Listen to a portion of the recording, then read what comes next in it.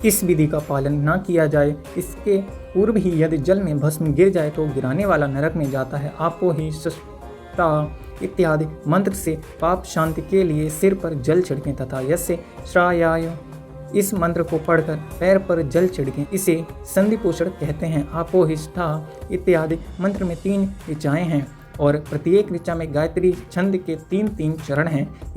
इनमें से प्रथम ऋचा के 3 चरणों का पाठ करते हुए क्रमशः पैर, मस्तक और हृदय में जल छिड़कें। दूसरी ऋचा के 3 चरणों को पढ़कर क्रमशः मस्तक, हृदय और पैर में जल छिड़कें तथा तीसरी ऋचा के 3 चरणों का पाठ करते हुए क्रमशः हृदय, पैर और मस्तक का जल से पोषण करें। इसे विद्वान पुरुष मंत्र स्नान मानते हैं। किसी अपवित्र वस्तु से किंचित स्पर्श हो जाने पर, अपना स्वास्थ्य ठीक न रहने पर, राजा और राष्ट्र पर भय उपस्थिति होने पर तथा यात्रा काल में जल की उपलब्धि न होने की विवशता आ जाने पर मंत्र स्नान करना चाहिए। प्रातःकाल सूर्य सच माँ मन युत्सच इत्यादि सूर्यानुवाक से तथा सायंकाल अग्नि सच माँ मन युत्सच इत्यादि अग्नि संबंधी अनुवाक से जल का आचमन करके पुनः जल से अपने अंगों का पोषण करें।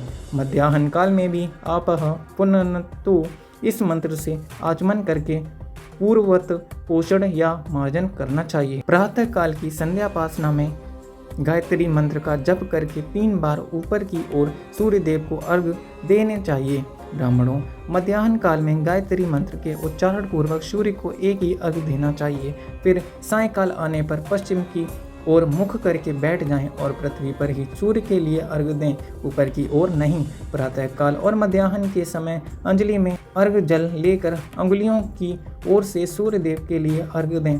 फिर अंगुलियों के छिद्र से ढलते हुए सूर्य को देखें तथा उनके लिए स्वतः प्रदक्षिणा करके शुद्ध आचमन करें। सायंकाल में सूर्यास्त से 2 घड़ी पहले की हुई संध्या निष्फल होती है, क्योंकि वह साय संध्या का समय नहीं है।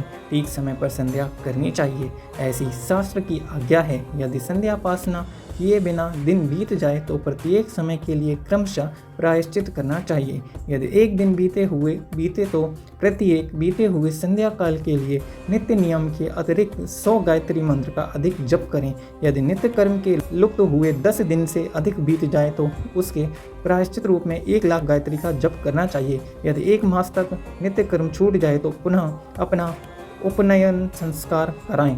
अर्थ सिद्धि के लिए ईश, गौरी, कार्तिकेय, विष्णु, ब्रह्मा, चंद्रमा और यम का तथा ऐसे ही अन्य देवताओं का भी शुद्ध जल से तर्पण करें। फिर तर्पण कर्म को ब्रह्मर्पण करके शुद्ध आचमन करें। तीर्थ के दक्षिण प्रशस्त्र मठ में, मंत्रालय में, देवालय में, घर में अथवा अन्य किसी नियत स्थान में आसन पर स्थिरतापूर्वक बैठकर विद्वान पुरुष अपनी बुद्धि को स्थिर करें और संपूर्ण देवताओं को नमस्कार करके पहले प्रणव का जप करने के पश्चात गायत्री